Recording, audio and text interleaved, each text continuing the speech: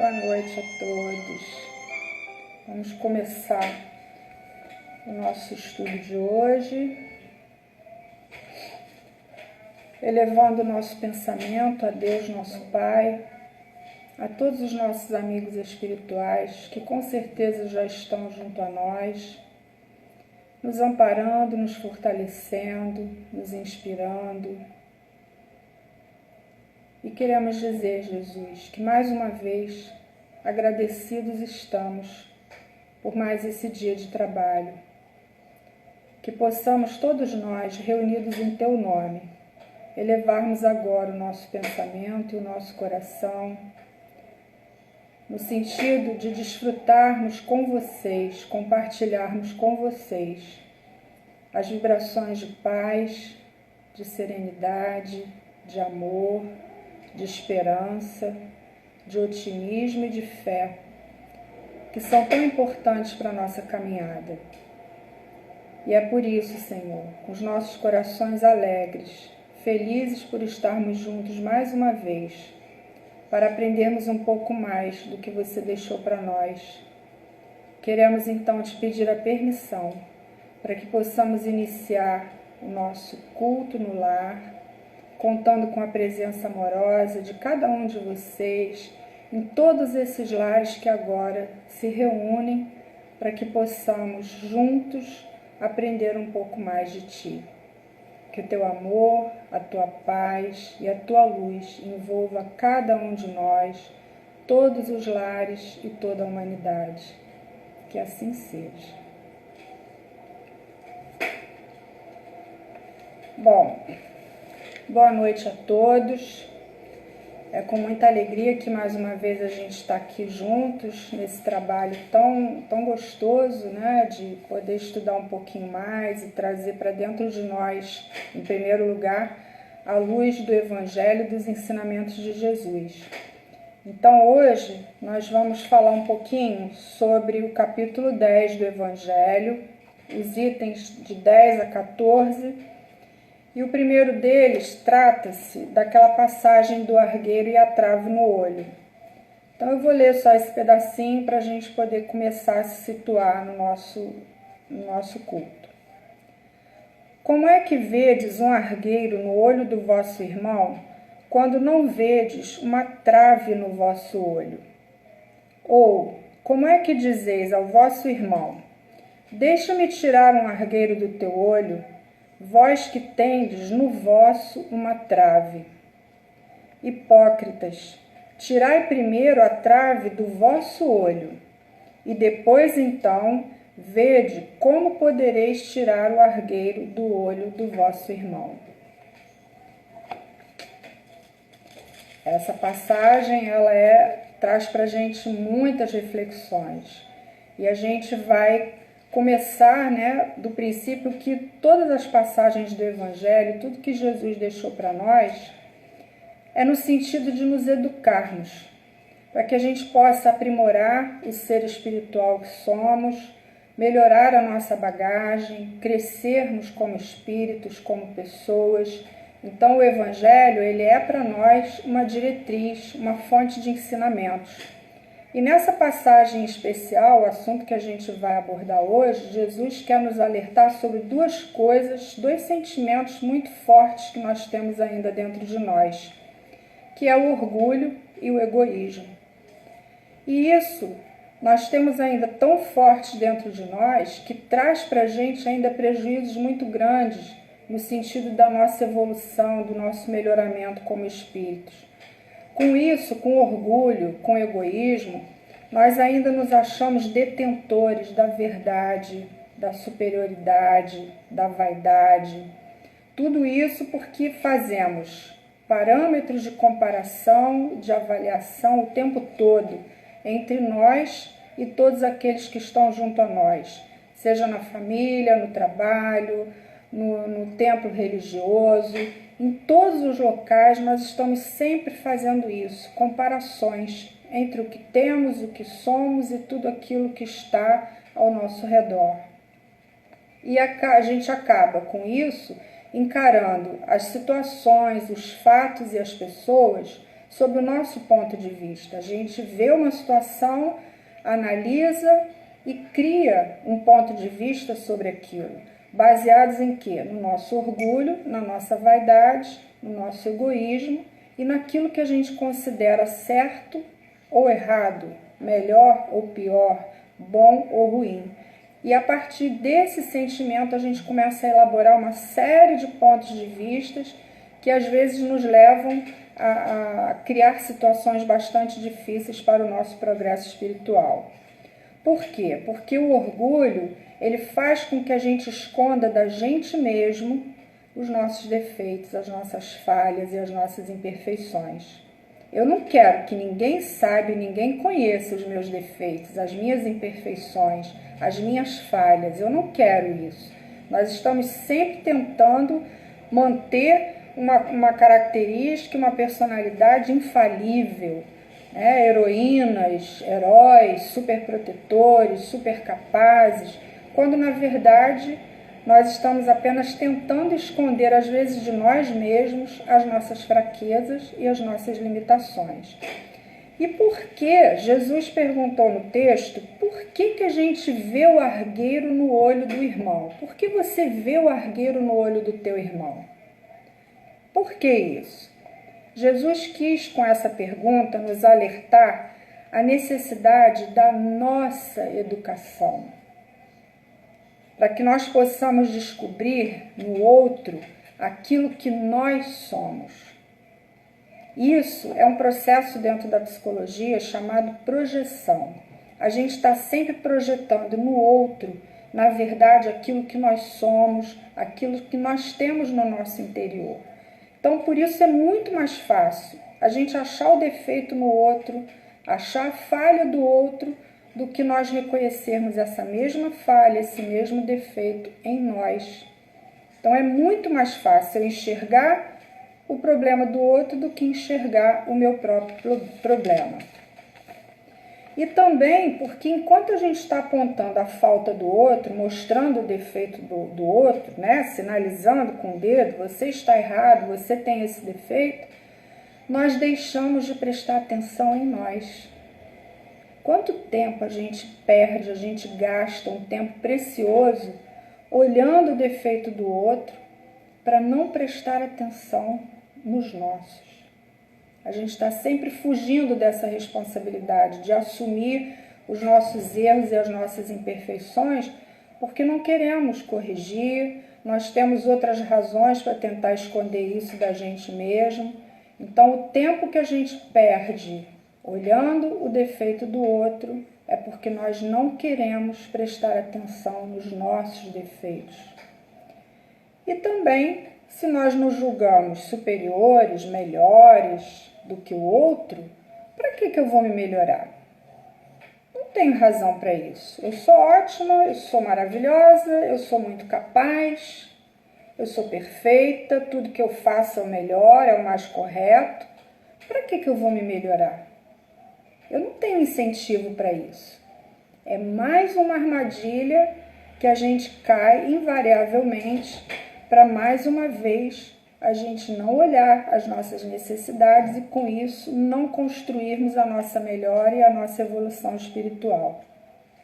A nossa evolução ela ainda é muito rudimentar, né? A gente ainda precisa aprender muito, precisa viver muito, precisa ouvir muito, compartilhar muito de experiências, pessoas que sabem mais, que podem nos acrescentar para que a gente possa melhorar a nossa caminhada.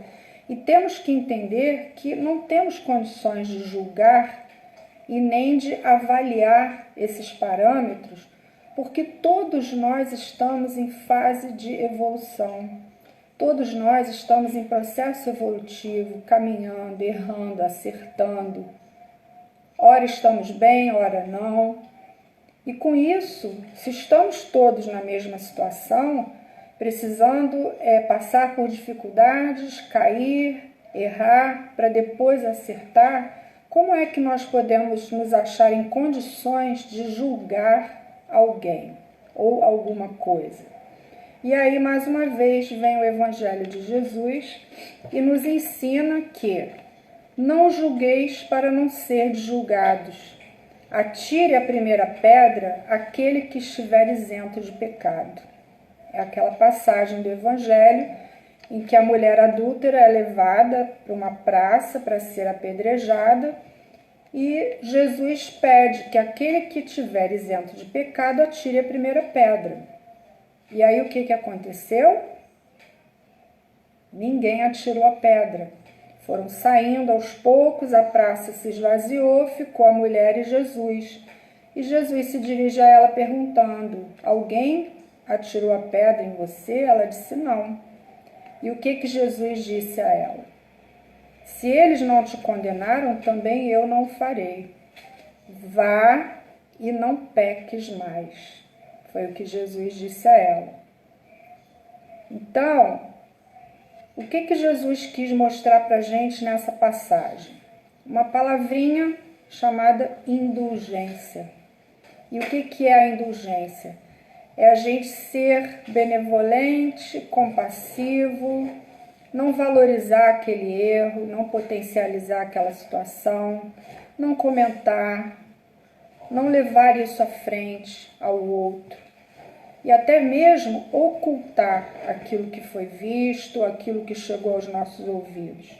Isso é ser indulgente. E foi isso que Jesus quis nos ensinar com essa passagem. Até porque a indulgência é uma coisa que nós precisamos muito ainda. Quem de nós não necessita da indulgência? Todos nós precisamos disso ainda. E nós não sabemos o que o outro traz no coração. Qual é a bagagem que aquela criatura traz? Às vezes uma pessoa atravessa o nosso caminho, solta um desaforo e reclama e fala em voz alta, é áspero, e a gente parte logo para o julgamento e para a condenação daquela criatura. E nós não sabemos o que ele traz no íntimo. O sofrimento, a dor, o desgosto, a perda, a gente não sabe disso. E aí o que a gente faz? Imediatamente a gente parte para julgar e condenar aquele ato, aquela palavra. E em nenhum momento nós pensamos em ser indulgentes, sermos compassivos, compreensivos com aquela pessoa, com aquela situação. E a gente está sempre pensando de uma forma assim dúbia. Certo, errado, bem, mal, rico, pobre, dia, noite, lua, sol. A gente sempre pensa nessas duas situações, nesses dois aspectos. E isso leva a gente a fazer o quê? Mais uma vez, nós criamos parâmetros de avaliação acerca das coisas que nos acontecem e das pessoas que estão à nossa volta. Se aquilo não se enquadra no nosso ponto de vista de certo, imediatamente a gente julga, condena e diz que aquilo está errado. E muitas vezes não. Na verdade, se a gente parar para analisar isso friamente, na grande maioria das vezes, o que a gente pensa que está certo, tem aquilo como verdade, a gente começa a descobrir uma série de outras possibilidades para se chegar naquele mesmo caminho. Coisas que antes a gente às vezes até nem acreditava que pudesse acontecer. E aí vem alguma pessoa e lança a nós uma crítica. Pelo meu modo de pensar, pelo meu modo de agir, pelo meu ponto de vista, começam a acontecer as divergências, as discordâncias. E como é que eu aceito essa crítica? Quando alguém chega para nós e faz uma crítica ao nosso trabalho, ao nosso cabelo, à nossa roupa, à nossa religião, como é que nós recebemos essa crítica? Nós recebemos bem, nós aceitamos de bom grado, nós paramos para pensar, ou imediatamente a gente rebate, reage a essa crítica? Na grande maioria das vezes, quem ainda não está num estágio evolutivo melhor, vai fazer o quê? Vai reagir a essa crítica, vai tentar se justificar, vai tentar ponderar, vai tentar colocar o seu ponto de vista. E essa atitude é levada por quê? Ela é movida por quê? Pelo nosso orgulho. Receber uma crítica dói, principalmente se ela for feita de uma forma errada, violenta, agressiva. Nós não estamos totalmente preparados de coração aberto para receber as críticas que chegam até nós. E aí o que acontece? Não julgueis se não quiserdes ser julgados. Seremos julgados na mesma intensidade e rigor que o fizermos. Então, quando a gente receber uma crítica, nós temos que pensar muito bem de que forma aquela crítica chegou até nós, para que a gente não repita esse mesmo erro. A gente não deve julgar, porque seremos julgados na mesma intensidade, na mesma violência, no mesmo rigor que a gente fizer. E mais uma vez, Jesus nos ensina da indulgência, da humildade em aceitar isso como um conselho, como uma nova diretriz, como uma nova oportunidade, uma nova forma de pensar.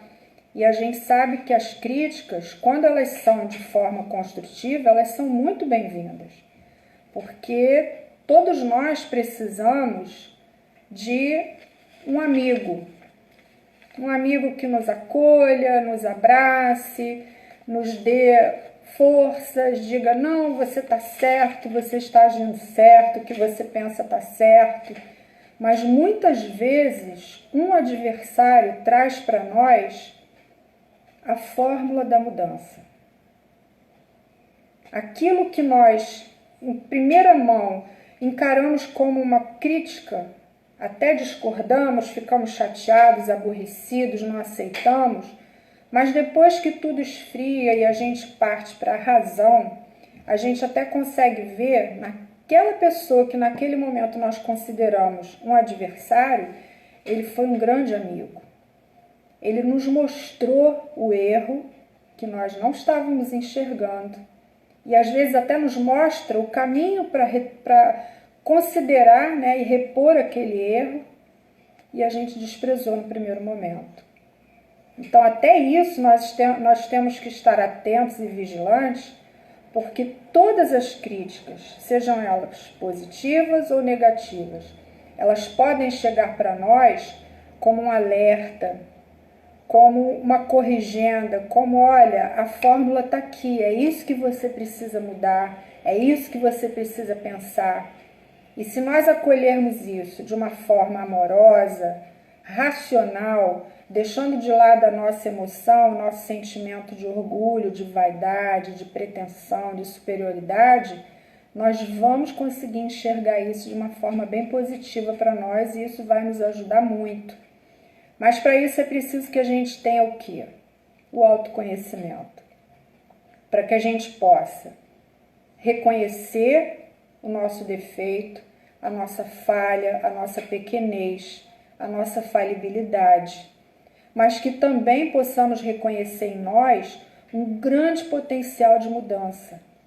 Basta que nós estejamos abertos, que sejamos flexíveis a tudo de novo e diferente que chega para nós, porque às vezes nós somos inflexíveis. E aí é aquela história da árvore, que vem o vento, a árvore que é flexível, ela vai tombar, mas ela não vai quebrar. Passada a tempestade, ela estará de pé. Enquanto que aquela árvore rígida, sólida, o que vai acontecer com ela? Ela vai se partir. E é o que às vezes acontece na nossa vida, quando a gente não é flexível e não permite que o novo entre em nós, que aquilo que é diferente do que a gente pensa, sente, vê, aquilo que nós acreditamos como realidade, como verdade para nós, pode ser derrubado ao chão em segundos. E para isso é preciso que a gente se conheça, conheça os nossos limites, os nossos parâmetros de avaliação, que a gente se conscientize muito de que tudo que chega para nós tem uma razão de ser. Mesmo as coisas ruins, principalmente as coisas ruins que nós consideramos ruins, isso é um recado para nós. Nós precisamos olhar isso, aprender a olhar isso com olhos de ver, com ouvidos de ouvir, abrir o nosso coração, a nossa mente, ampliar o nosso horizonte, as nossas perspectivas, para que a gente possa mudar de caminho na hora que for necessário. Todos nós agora não tivemos que mudar o nosso caminho? Nós fomos, pum, batemos assim quase que de frente, puxamos o freio de mão para evitar a batida. E quantas coisas nós estamos tendo que mudar na nossa vida. É bem verdade que foi uma coisa compulsória, ninguém pediu isso, mas e se não fosse assim? O que nós estaríamos fazendo de diferente nesse momento? Olha o nosso orgulho sendo derrubado agora. Toda a nossa vaidade, toda a nossa pretensão, toda a nossa superioridade. Foi tudo derrubado no chão e de uma vez só. Não foi aos poucos, não. Puxou o tapete e a gente teve que se adaptar a uma realidade nova de um dia para o outro, praticamente. E nós estamos aqui aprendendo tantas coisas novas, vivendo tantas coisas novas, coisas intensas, fortes, que estão nos promovendo, que estão nos fazendo crescer, mudar, olhar a vida com outros olhos, mudar o nosso ponto de vista. O que nós acreditávamos que era eterno, uniforme, sem nenhuma modificação, olha aí, está tudo mudado, inclusive nós. E que bom, que ótimo!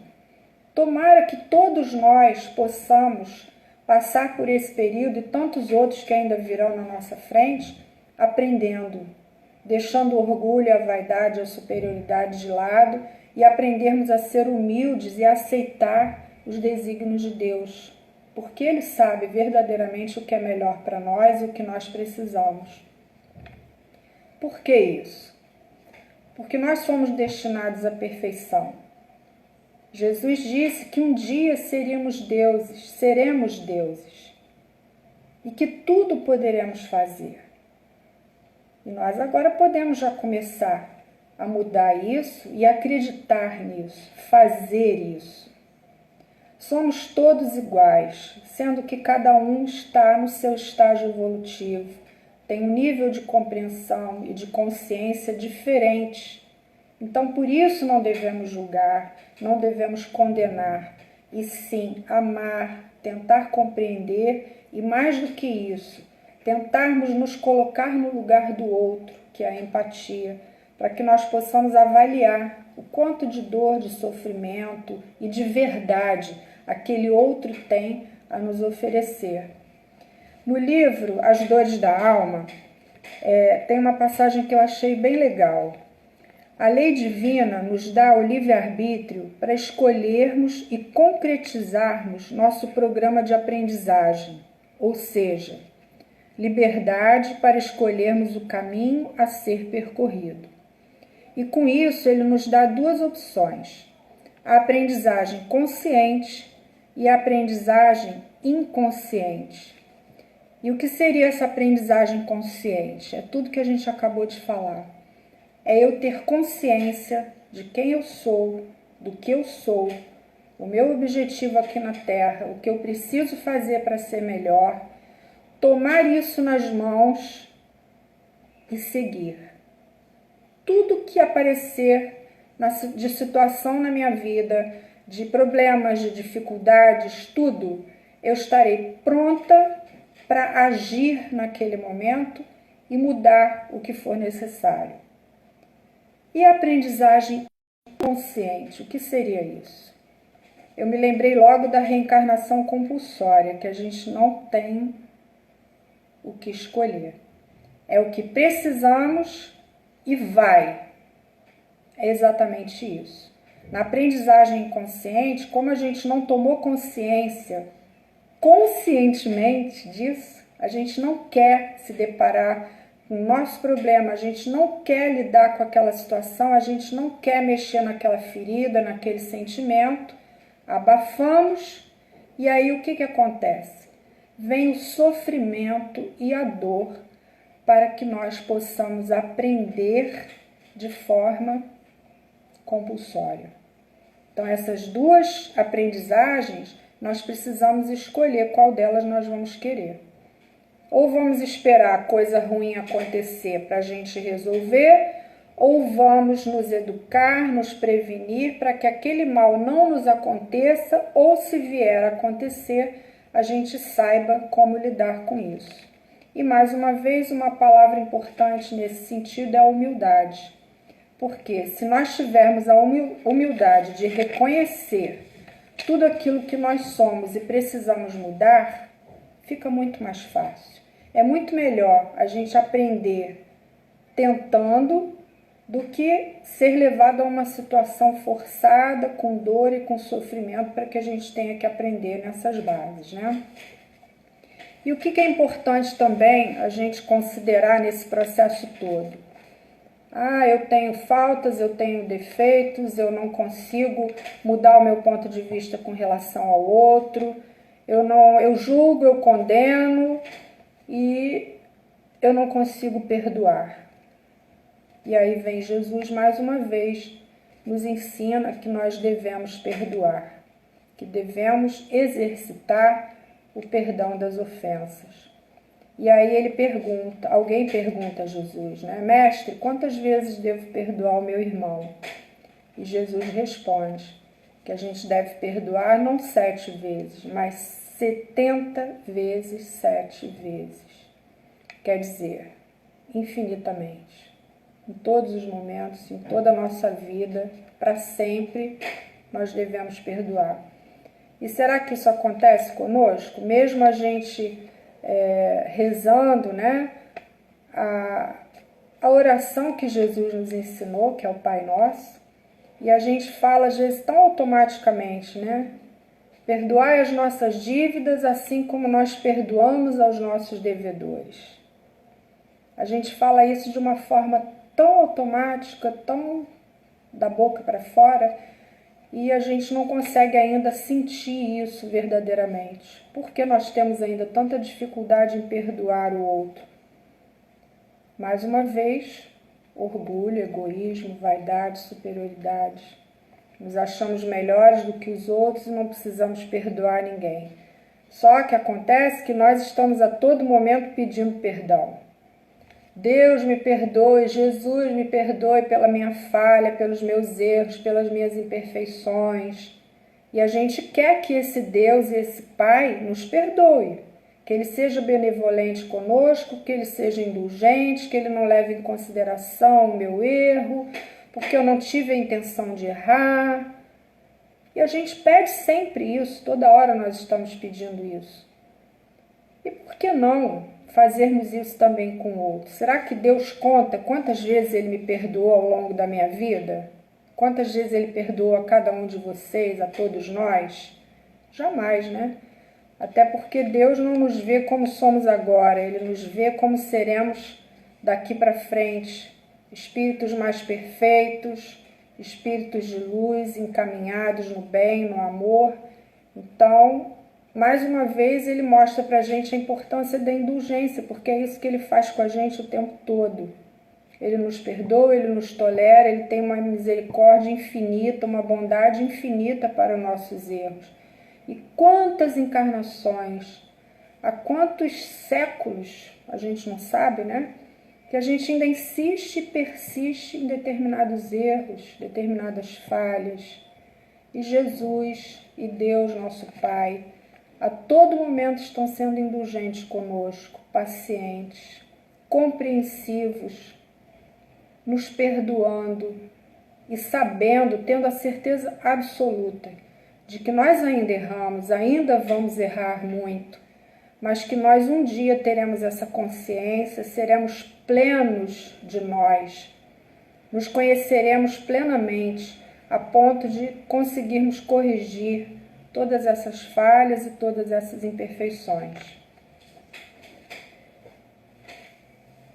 Devemos falar também, não só do perdão para com o outro, mas uma coisa que eu particularmente considero muito importante e às vezes muito difícil, que é o auto-perdão. A gente fala sempre em perdoar o outro, mas e se perdoar? E perdoar a nós mesmos? Às vezes a gente erra, não tínhamos a intenção de errar, mas erramos. E muitas vezes isso gera na gente sentimentos de culpa, de revolta, de rebeldia, de remorso, de arrependimento. E às vezes a gente não sabe o que fazer com isso tudo. fica ali imerso na culpa, no arrependimento, na mágoa, na tristeza, na depressão, no desespero, na desesperança, e não conseguimos sair dessa situação porque não nos perdoamos. Nós temos que ser indulgentes conosco mesmo, nós temos que nos amar, nós temos que entender, compreender e aceitar que somos falíveis, que somos imperfeitos, que não existe ninguém perfeito junto a nós, pelo menos nesse momento. Todos nós, lógico, guardadas suas devidas proporções, todos nós temos as nossas falhas e as nossas imperfeições. Mas às vezes a gente aceita a imperfeição do outro, mas não aceita a nossa. Nós queremos ser perfeitos, nós queremos ser melhores. E isso traz sofrimento, traz desgaste, traz angústia, traz uma série de sentimentos ruins para nós e que nos paralisam, fazem com que a gente não consiga avançar, não consiga sair dessa situação. Por quê? Porque não nos perdoamos. A gente não se acolhe com amor, a gente não se ama, a gente não se respeita, a gente está sempre ultrapassando os nossos limites e isso machuca. Isso também dói, a gente se critica muito. Nós somos os nossos maiores juízes, a gente está sempre se criticando, sempre se avaliando, sempre se comparando e na maioria das vezes para pior, se colocando abaixo do outro, trazendo para a gente um peso muito grande. Então eu considero que o auto-perdão é uma coisa importantíssima para que a gente possa também nos amar e mudar esse paradigma que a gente traz de que temos que ser perfeitos, infalíveis, fortes, destemidos. Não. Temos que ser, sim, a gente precisa encarar a nossa vida de uma forma mais forte, de uma forma mais destemida, de uma forma mais audaciosa. Mas precisamos também nos acolher com amor quando for preciso. E se a gente fizer isso, vai ser muito melhor. A gente não vai cair naquela aprendizagem inconsciente, porque a gente vai estar tirando do nosso caminho, do nosso coração, a dor e o sofrimento, trazendo para nós a indulgência, o amor. É tão bom quando a gente erra e alguém abraça a gente, e às vezes não precisa nem falar nada. Acolhe a gente com amor, dá um olhar de amor, um olhar de carinho. Muitas vezes a gente não tem isso e não consegue fazer isso também. Isso é um exercício que a gente precisa praticar mais. Sair de dentro de si e olhar para o outro com olhos de amor. Isso é tão importante. Se a gente conseguir fazer isso com a gente mesmo, se olhar com esses olhos de amor, tem um olhar mais amoroso para nós, com certeza nós vamos também fazer isso melhor com os outros. E para a gente terminar, no Livro dos Espíritos, a questão 903, fala o seguinte: incorre em culpa o homem por estudar os defeitos alheios? E a resposta é a seguinte: antes de censurardes as imperfeições dos outros, vede se de vós não poderão dizer o mesmo. Tratai, pois, de possuir as qualidades opostas aos defeitos que criticais no vosso semelhante. Eu achei isso muito importante. Por quê? A gente critica, a gente julga e condena. Mas será que nós somos melhores? Será que nós conseguimos fazer melhor? Será que nós conseguimos pensar melhor? Será que nós conseguimos agir diferentemente daquilo que nós estamos criticando? Então é o que ele sugere aqui. Se eu censurar o avaro, que eu seja caridosa. Se eu censurar o orgulhoso, que eu seja humilde. Se eu censurar o áspero, que eu seja branda. Fazei por maneira que se não vos possam aplicar estas palavras de Jesus. Vê o argueiro no olho do seu vizinho e não vê a trave no seu próprio.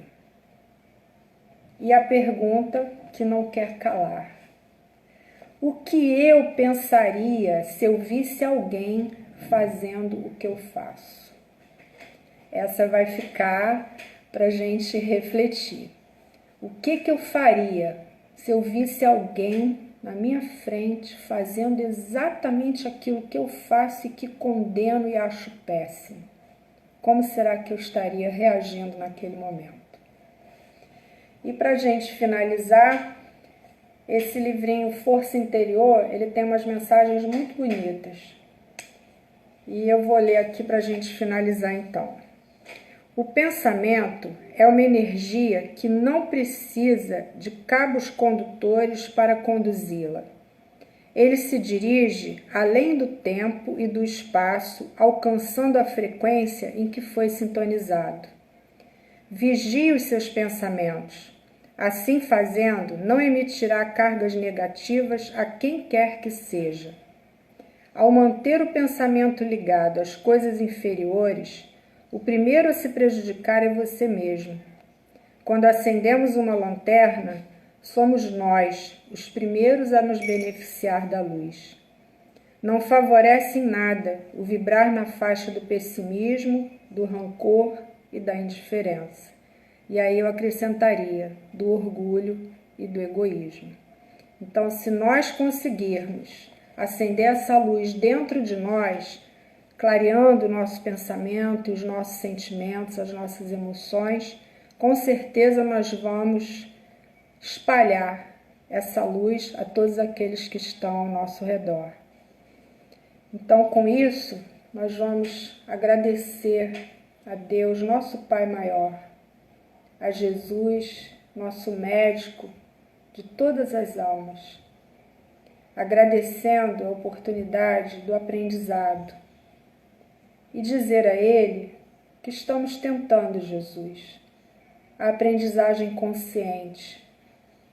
Queremos te pedir nesse momento que vocês possam dilatar a nossa compreensão, o nosso entendimento, o nosso amor, o nosso desejo sincero de sermos melhores, para que possamos também sermos melhores no trabalho que diz respeito a Ti, no trabalho do bem, do amor, mas principalmente, Senhor, no nosso trabalho íntimo, pessoal, de melhora, de crescimento e de evolução espiritual. Queremos agradecer, Jesus, imensamente o Teu infinito amor e a Tua infinita misericórdia para com os nossos erros e as nossas imperfeições. Agradecer o Teu imenso amor por cada um dos Teus filhos.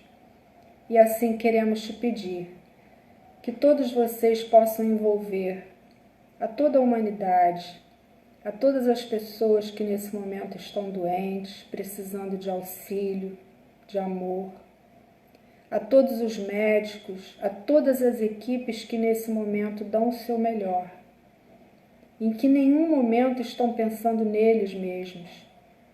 Eles estão pensando no outro, na dor do outro, e tentando socorrer assim a todos que estejam no seu caminho.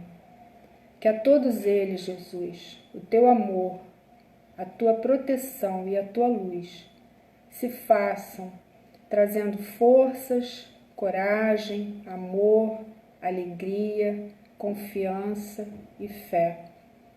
E assim, Jesus, mais uma vez, agradecidos por esse momento, damos por encerrado o culto no lar. Que assim seja. Então, meu muito obrigada a cada um de vocês pela oportunidade. Um beijo muito carinhoso e daqui a pouquinho a gente se vê, tá? Obrigada, uma boa noite a todos.